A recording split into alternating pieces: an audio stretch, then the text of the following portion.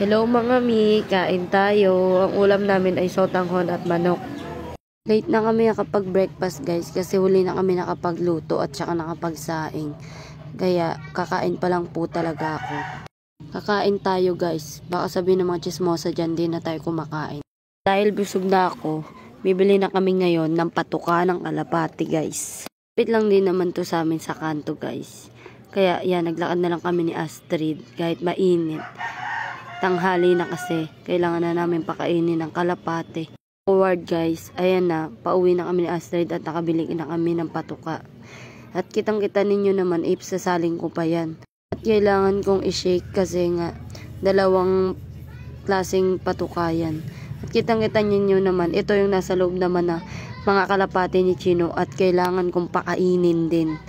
Tinutuka na ako ng manok pero carry lang yan guys. Para mapakain ko lang yung kalapati ng aking boss.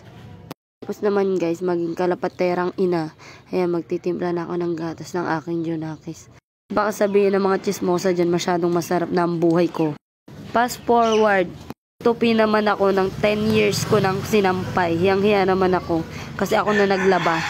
Nga pala tayo pwede magreklamo guys. Nga pala binigyan pala siya ng ninang niya ng pagkain. At bumili na kayo. Available yan kila Ate Maui. Yun lang muna guys. Bukas na ako aasa sa asawa nyo. Ay, sa asawa ko pala.